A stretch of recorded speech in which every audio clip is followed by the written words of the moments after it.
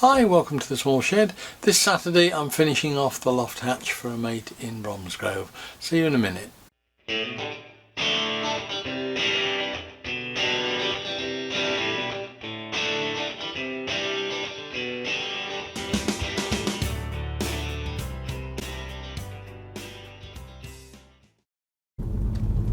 Right, we're back on the road again. Second day at the loft hatch job.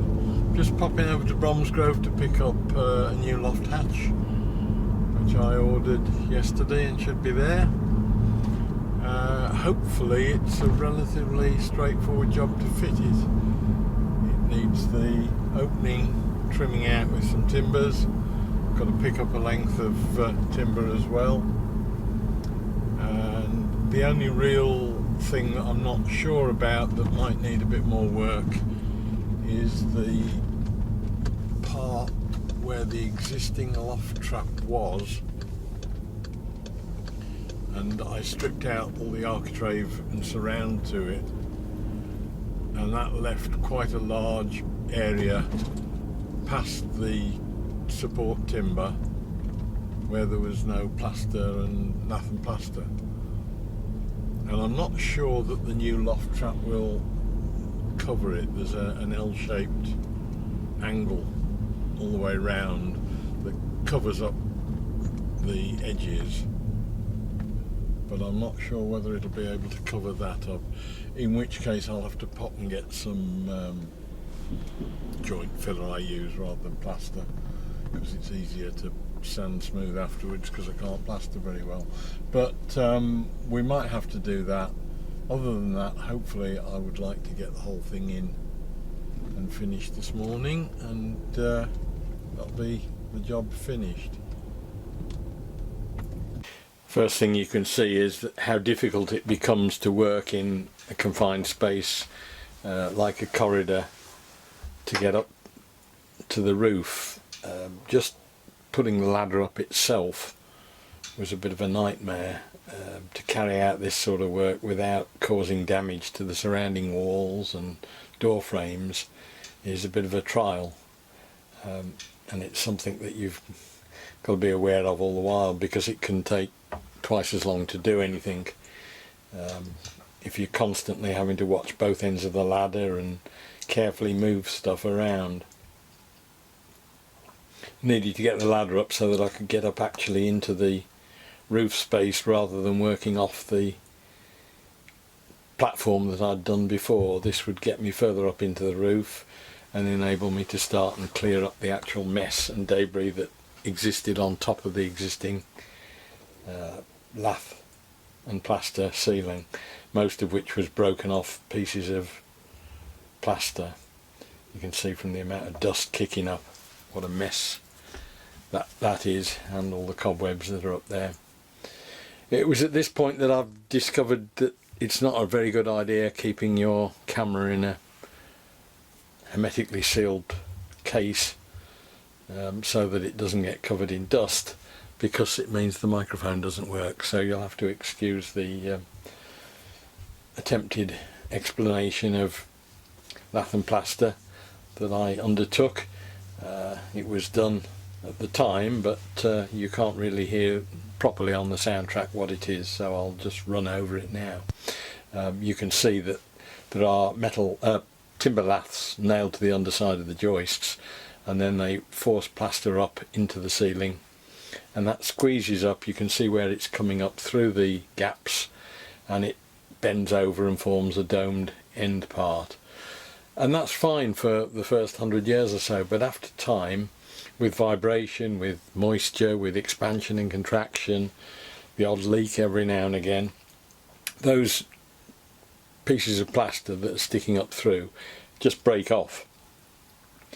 And you can see, you can lift them out, so there's actually nothing keying those laths to the plaster underneath anymore, other than the natural suction that there was from the plaster to the lath. And again, over time, they expand and contract differently. You find that bond breaks down, and you can see from some of the smaller laths at the end, they're just not connected to the plaster at all. You can lift them up away from the plaster, so effectively it means there's absolutely nothing holding that ceiling plaster up.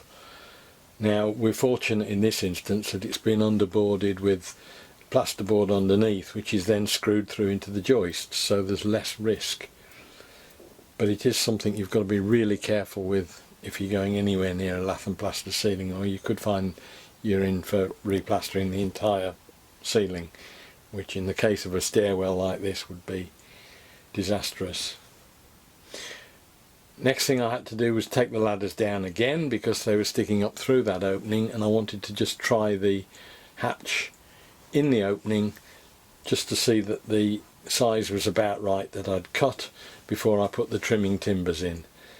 You'll note the total disregard for any instructions that are either attached to the front or were contained in the box. A true bodger doesn't actually ever look at instructions. It probably makes the job take twice as long and risk breaking things, but it does rather spoil the fun.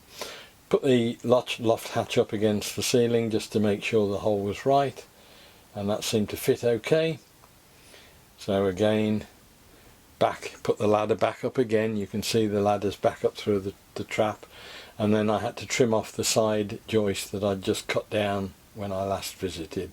This needed to be cut back so that you could put a trimmer in along the side of the hatch, and then fix both ends through from either side of the joist, and then fix through into that trimmer to support it, and it just ties the whole thing together. Nasty little job. Once again, really grateful for the little Japanese pull saw. It was only about, I don't know, 15 quid or something. Beautiful little tool for doing that sort of job. Don't know how I ever survive without it. They are really worthwhile to have in the toolkit. You can take the handle off, just fits nicely in the toolbox, and it's something I've always got with me. Just tidy up the mess and knock the trimmer into the opening.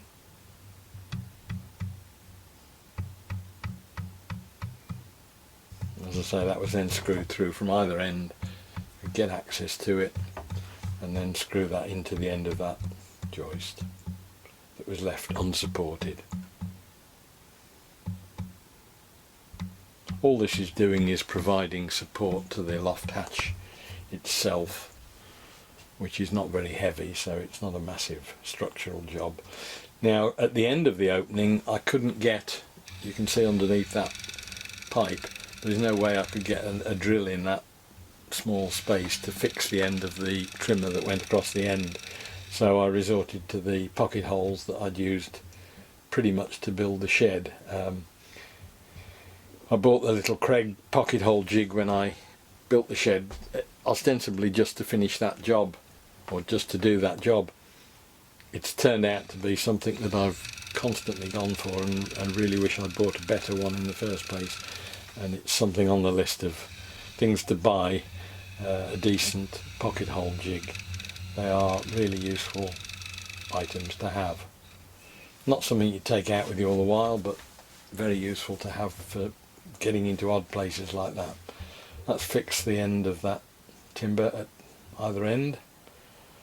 Just square it up in the opening. That leaves the whole opening trimmed up and a decent timber surround. The loft hatch surround can be screwed up through the plasterboard into that. In itself, again, another problem. The loft hatch fixing screws were about 1.5 inches long. There's probably 1/2 inch of frame. There was getting on for 1 inch of plaster by the time we got through it, so it wouldn't even have screwed into the timbers had I not got some longer screws with me to fix it in. Just tidied the roof up then, clean up all my dirty finger marks. Another problem with working in dirty surroundings like that, in the roof you get finger marks all over everything, but luckily they just wipe off with a damp cloth.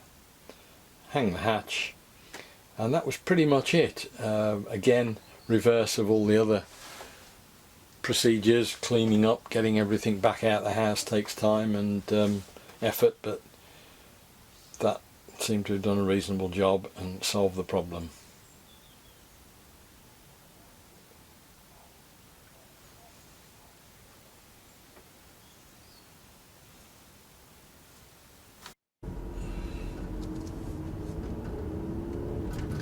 Well, that's another successful job completed. It took about a day in all. It's taken 2 half days effectively, but you need that shower in the middle to get the grime off from the drop in the lath and plaster ceiling. All I've got to do now is go home and sort all the tools out and empty the car, which will probably be another half a day, but it's long overdue anyway. So hopefully you enjoyed that and was of interest to you. Look forward to seeing you next week when we'll try and find something different to do. See you then. Bye.